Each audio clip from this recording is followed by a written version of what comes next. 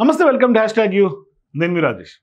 So ఇప్పుడు తెలంగాణ రాష్ట్ర రాజకీయాల్లో బీఆర్ఎస్ పార్టీ వరుసగా అనేక సందర్భాల్లో జరుగుతున్నటువంటి పరిణామాల నేపథ్యంలో కాస్త ఉక్కిరి బిక్కిరి అవుతున్నటువంటి నేపథ్యం, కారు కాస్త కొంత ఒడిదుడుకులు ఎదుర్కొంటోంది. వరుస స్పీడ్ బ్రేకర్లు ఎక్కుతూ దిగుతూ కొంత ఇబ్బంది పడుతున్నటువంటి సందర్భాలు కారు పార్టీకి కనిపిస్తుంది.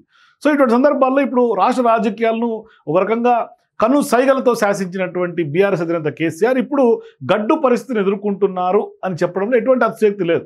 ఓవైపు అధికారానికి దూరం కావటం, మరోవైపు సొంత ఇంట్లోనే అసమ్మతి స్వరాలు ఇప్పుడు కారు పార్టీ అధినేతను ఉక్కిరి బిక్కిరి చేస్తున్నాయి అనే టాక్ ప్రధానంగా తెలంగాణ పొలిటికల్ వర్గాల్లో వినిపిస్తుంది. అంటే రాబోయే స్థానిక సంస్థల ఎన్నికల్లో ఆ ఎన్నికలు ముంచుకొస్తున్నటువంటి నేపథ్యంలో ఎలాగైనా కొంత గెయిన్ అవ్వాలి, తమ సత్తా నిరూపించుకోవాలని చూస్తున్నటువంటి వ్యవహారాల్లో అక్కడ ప్రణాళికలకు ఇప్పుడు సొంత పార్టీ నేతలే అడ్డుగా మారుతున్నారనే చర్చ గులాబీ పార్టీ వర్గాల్లోనే వినిపిస్తుంది. ఒకవైపు కాంగ్రెస్, మరోవైపు బీజేపీ, ఇట్లా రెండు పార్టీలు, రెండు అధికార పార్టీలు దూకుడుతో రాబోయే రోజుల్లో బీఆర్ఎస్కు మరింత ఛాలెంజింగ్గానే మారబోతున్నాయి అనేది రాజకీయ వర్గాల్లో జరుగుతున్నటువంటి ప్రచారం.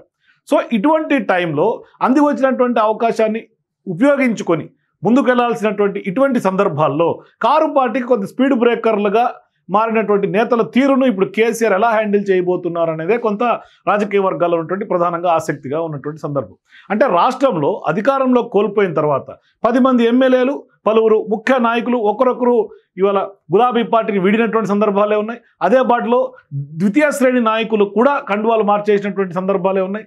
తాజాగా పార్టీని వీడిన వారిలో కొంతమంది తిరిగి బీఆర్ఎస్ వైపు చూస్తుందనే టాక్ కూడా వినిపిస్తుంది. అలాంటి వారిలో సిర్పూర్ మాజీ ఎమ్మెల్యే కోనేరు కోనప్ప, ఆయన ఇప్పుడు తిరిగి బీఆర్ఎస్లో చేరబోతున్నారనే ప్రచారం ఊపందుకుంది. ఆయన చేరికకు అధినేత కేసీఆర్ సైతం గ్రీన్ సిగ్నల్ ఇచ్చారని కూడా సోషల్ మీడియాలో విస్తృతమైనటువంటి ప్రచారం జరుగుతోంది. ఇక తన చేరిక విషయంలో ఇప్పటికే కేసీఆర్తో కోనప్ప చర్చలు జరిపారని కూడా ఆసిఫాబాద్ ఎమ్మెల్యే కోవా లక్ష్మి, జోగు రామన్న, జగదీశ్వర్ రెడ్డి మధ్యవర్తిత్వం వహించారనే టాక్ కూడా వినిపిస్తోంది. సో ఇప్పుడు తాను బీఆర్ఎస్ను వీడటానికి గల కారణాలను ఆయన కేసీఆర్కు వివరించినట్లు కూడా ప్రచారం జరుగుతోంది. సో ఆయన చేరికే నిజమైతే స్థానిక సంస్థల ఎన్నికల టైంలో బీఆర్ఎస్కు కొంతమేర మేలు జరిగే అవకాశం ఉంది అనేది స్పష్టంగా అర్థమవుతుంది. అయితే ఇప్పుడు కోనేరు కోనప్ప చేరికను మాత్రం ఆర్ఎస్ ప్రవీణ్ కుమార్ వ్యతిరేకిస్తున్నట్టుగా గుసగుసలు వినిపిస్తూ ఉన్నాయి. తాజాగా నియోజకవర్గంలో పర్యటించినటువంటి ఆర్ఎస్పీ ఆ సందర్భంగా మాట్లాడుతూ తాను రాబోయే ఎన్నికల్లో ఖచ్చితంగా సిర్పూర్ నుంచే మళ్ళీ పోటీ చేయబోతున్నట్లుగా ఆయన చెప్పుకొచ్చారు. ఇక్కడ సంపదను ఆంధ్రాకు తరలించినటువంటి వాళ్ళు తిరిగి పార్టీలోకి రానివ్వద్దని కూడా కేటీఆర్కు తాను చెప్పారని హాట్ కామెంట్స్ చేశారు. అయితే ఇప్పుడు గత ఎన్నికల్లో సిర్పూర్ నియోజకవర్గం నుంచి బీఎస్పీ తరఫున పోటీ చేసినటువంటి ఆర్ఎస్పీ ఆ తర్వాత బీఆర్ఎస్లో చేరారు. ఆయన రాక పట్ల అసంతృప్తి వ్యక్తం చేస్తూ కోనేరు కోనప్ప బీఆర్ఎస్ను వీడారు. ఈ నేపథ్యంలో తిరిగి బీఆర్ఎస్ వైపు చూస్తుండగా అందరూ ఆర్ఎస్పీ వర్గం అడ్డుపడుతుందనే టాక్ కూడా ఇప్పుడు కారు పార్టీలో చర్చనీయాంశంగా మారుతోంది.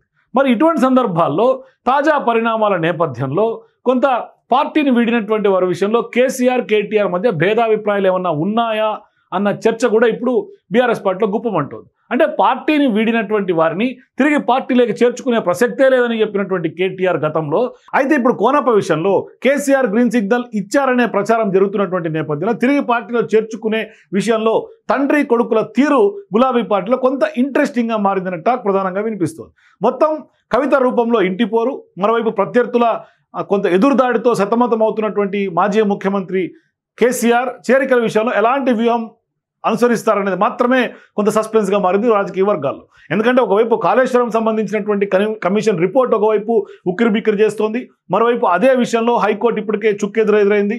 అంటే 3 వారాల గడువు కోరినప్పటికి కూడా అంటే అసెంబ్లీలో చర్చ తర్వాతనే మేము ఏమైనా కూడా డిస్కస్ అంటే ఏమైనా ఉంటుంది దాని మీద తదుపరి అని కూడా హైకోర్టు చెప్పడం, కొంత ఇప్పట్లో జోక్యం చేసుకోలేమని హైకోర్టు చెప్పినటువంటి నేపథ్యంలో తదుపరి ఇప్పుడు కవిత విషయం ఒక వ్యవహారం నడుస్తోంది. సింగరేణికి సంబంధించినటువంటి ఆ గౌరవ అధ్యక్షులుగా ఆమెను తీసేసిన తర్వాత ఆమె లెటర్ రిలీజ్ చేయటం, వరుసగా నా మీద కుట్రలు జరుగుతున్నాయని ఆమె స్వయంగా ప్రకటించినటువంటి నేపథ్యంలో సో ఇప్పుడు ఆ వ్యవహారానికి ఎట్లా పులి స్టాప్ పెడతారు, అట్లాగే కాళేశ్వరం సంబంధించినటువంటి కమిషన్ ఎపిసోడ్కి అసెంబ్లీలో చర్చను ఏ విధంగా ఎదుర్కొంటారు, మరి అట్లాగే ఫోన్ ట్యాపింగ్ అంశం ఒకటి కూడా కాకరేపుతోంది. సో ఇటువంటి అనేక అంశాల నేపథ్యంలో ఇప్పుడు ఖచ్చితంగా చేరికల విషయంలో వెళ్ళిపోయినటువంటి వాళ్ళు తిరిగి బీఆర్ఎస్ పార్టీలోకి చేరుతారంటే ఖచ్చితంగా బీఆర్ఎస్ పార్టీకి ఒక రకంగా రాజకీయంగా లబ్ధే.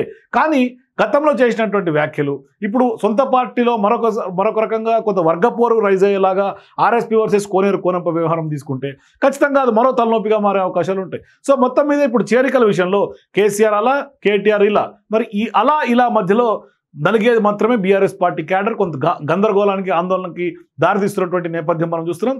మొత్తం మీద బీఆర్ఎస్ పార్టీకి కొంత గడ్డు కాలం అయితే మాత్రం కొనసాగుతుందని చెప్పుకోవాలి. మరి చేరికల విషయంలో కేసీఆర్ ఏ విధంగా ఈ వ్యవహారాన్ని సార్ట్అవుట్ చేస్తాడు, మరి ఆ పంచాయతీ ఎట్లా కూర్చోబెట్టి మాట్లాడి సెటిల్ చేస్తాడు అనేది ఇప్పుడు బీఆర్ఎస్ రాజకీయ వర్గాల్లో ఒక ఇంత ఆందోళనకరంగా మారినటువంటి నేపథ్యం. సో కేసీఆర్ చేరికల విషయంలో ఎటువంటి నిర్ణయం తీసుకుంటారు? మరోవైపు కోనేరు కోనప్ప జాయిన్ అయితే బీఆర్ఎస్ పార్టీ లాభం ఎంత? మరి కోనేరు కోనప్ప రాకను ఆర్ఎస్పీ అడ్డుకుంటారా? మీ అభిప్రాయాల కింద కామెంట్స్ తెలియజేయండి. For more videos please watch #.